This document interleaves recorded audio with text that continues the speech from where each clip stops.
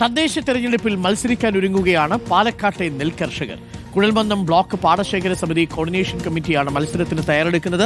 കർഷകരോട് സർക്കാരിന് നിഷേധാത്മക സമീപനമാണെന്നും നെല്ല് സംഭരണത്തിന് സഹായം തേടിയപ്പോൾ കൃഷിമന്ത്രി അവഗണിച്ചെന്നും കർഷകർ ആരോപിക്കുന്നുണ്ട്. കർഷകരുടെ പ്രതികരണം നമുക്കൊന്ന് കേൾക്കാം. ഒരു കാരണവശാലും ഇത്തവണ നെല്ല് സംഭരിക്കുന്നുള്ള പ്രതീക്ഷ ഞങ്ങൾക്കില്ല. 1.5 മാസക്കാലമായിട്ട് കൊയ്ത് കഴിഞ്ഞ് നെല്ല് ചാക്കിലാക്കി വെച്ചിരിക്കുകയാണ്. ഒരു ചർച്ചയും നടന്നിട്ടില്ല. വളരെ നിഷേധാത്മക രീതിയിലുള്ള ഒരു പരിപാടിയാണ് ഇപ്പോൾ ഗവൺമെൻറ് ചെയ്തുകൊണ്ടിരിക്കുന്നത്. അതുകൊണ്ട് ഞങ്ങൾ തെരഞ്ഞെടുപ്പിൽ മത്സരിക്കുക എന്നുള്ളൊരു നല്ലൊരു ആലോചനയിലാണ് ഇപ്പോൾ ഉള്ളത്. കഴിഞ്ഞ ഗവൺമെൻറ്റിൻ്റെ പ്രതീക്ഷയെല്ലാം തകർന്നിരിക്കുക. ഈ കൃഷിക്കാർ ആത്മഹത്യൻ്റെ വക്കിലാണ്. അപ്പോൾ കൃഷിയെ ആശ്രയിച്ച് മാത്രമാണ് ജീവിതം. ഇത് സർക്കാർ കണ്ണു തുറക്കില്ല. സർക്കാരിന് പ്രതീക്ഷ ഇപ്പോൾ മങ്ങിയ പോലെയാണ്. ഇപ്പോൾ എടുത്തു വെച്ച നെല്ല് ഇനി സ്വകാര്യ മില്ലുകാർ അവർക്ക് വായി തോന്നുന്ന വിലയ്ക്ക് പോകും. ഇപ്പോൾ തന്നെ കുറേ കൃഷിക്കാരൻ 10-12 രൂപ നഷ്ടത്തിൽ കൊടുത്തു കഴിഞ്ഞു. ഇതിനിടയിൽ ഈ മില്ലുടമകളുമായി മുഖ്യമന്ത്രിയും മന്ത്രിമാരും നാളെ വീണ്ടും ചർച്ച നടത്തും. നാളെ വൈകിട്ട് 4 മണിക്ക് സെക്രട്ടേറിയറ്റിലാണ് ചർച്ച നടത്തുക. ഇക്ബാൽ അറക്കലും അർജുൻ മട്ടന്നൂരും ചേരുന്നുണ്ട് കൂടുതൽ വിവരങ്ങളുമായി.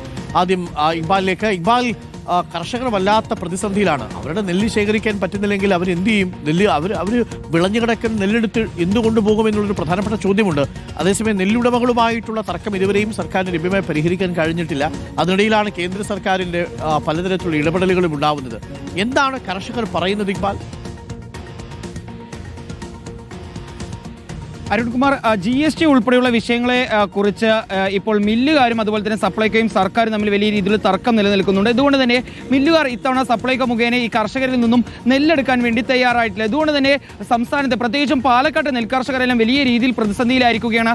ടൺ കണക്കിന് നെല്ലാണ് ഇപ്പോഴും കൂട്ടിയിട്ടിരിക്കുന്നത് പലയിടങ്ങളിലും. അതിപ്പോൾ മുള പൊട്ടുന്ന അവസ്ഥയിലാണുള്ളത്. ഇനി അതെന്ത് ചെയ്യും എന്നുള്ളതാണ് കർഷകർ ചോദിക്കുന്നത്. ഇത്തരത്തിലൊരു സാഹചര്യത്തിലാണ് ഇപ്പോൾ സർക്കാരിനോട് സഹായം ചോദിച്ച് ഈ കുഴൽമന്ദത്തുള്ള കർഷകർ പോയത്. അപ്പോൾ കൃഷിമന്ത്രി ഉൾപ്പെടെയുള്ള ആളുകൾ നിഷേധാത്മക ഒരു പ്രതികരണമാണ് തങ്ങളോട് കാണിച്ചത്.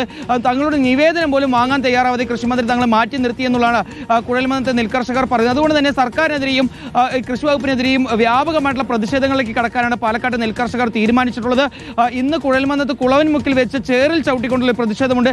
അതിനോടൊപ്പം തന്നെ ഏറ്റവും പ്രധാനപ്പെട്ട ഒരു തീരുമാനം ഇപ്പോൾ കർഷകരെടുക്കുന്നത് ഈ തദ്ദേശ തെരഞ്ഞെടുപ്പിൽ സർക്കാരിനെതിരെ മത്സരിക്കുക, നെൽകർഷകരുടെ പ്രതിഷേധം സർക്കാരിനെ അറിയിക്കുക എന്നുള്ളതാണ്.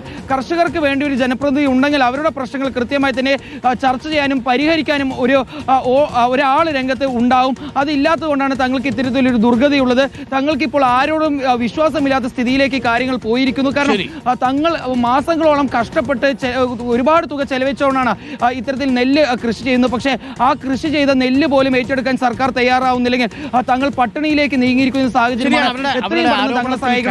നമുക്ക് ആ കർഷകരെ തള്ളിക്കളയാൻ പറ്റൂല. അതേസമയം മില്ലുടമകളുമായി ചർച്ചകൾ തുടരുകയാണ്. മുഖ്യമന്ത്രിയും മന്ത്രിമാരും നാളെ വീണ്ടും ചർച്ച നടത്തുമെന്നാണ് അറിയുന്നത്. ഇന്നത്തെ ചർച്ച പൂർണ്ണമായും ഫലം കണ്ടിട്ടില്ല. നാളെ വൈകിട്ട് 4 മണിക്ക് സെക്രട്ടേറിയറ്റിൽ വെച്ച് ചർച്ച നടത്താനാണ് തീരുമാനം. അർജുൻ മട്ടന്നൂരുണ്ട്. അർജുൻ മട്ടന്നൂർ, ഇപ്പോൾ കർഷകർ പറയുന്നത് നമ്മൾ കേട്ടു. കർഷകരുടെ പ്രശ്നം പരിഹരിക്കണമെങ്കിൽ നെല്ലുടമകളുമായി ഒരു സമവായത്തിലെത്തണം സർക്കാർ. അതിനുള്ള തീവ്ര ശ്രമം തുടരുന്നുണ്ടെങ്കിലും ഇന്നത്തെ ചർച്ച പരാജയപ്പെട്ടോ അർജുൻ?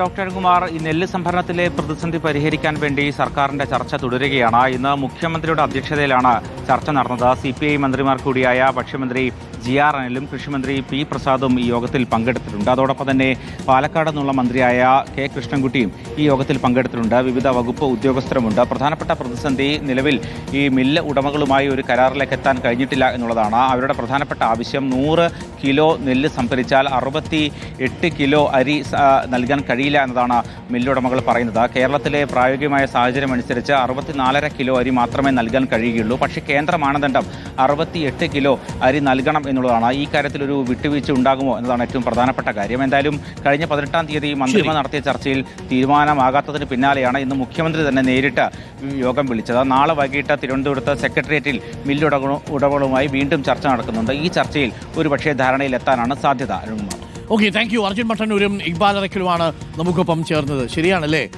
ഇത് പാടമല്ലൻ്റെ ഹൃദയം എന്ന് മുരുകൻ കാട്ടാക്കട കവിത എഴുതിയിട്ടുണ്ട്.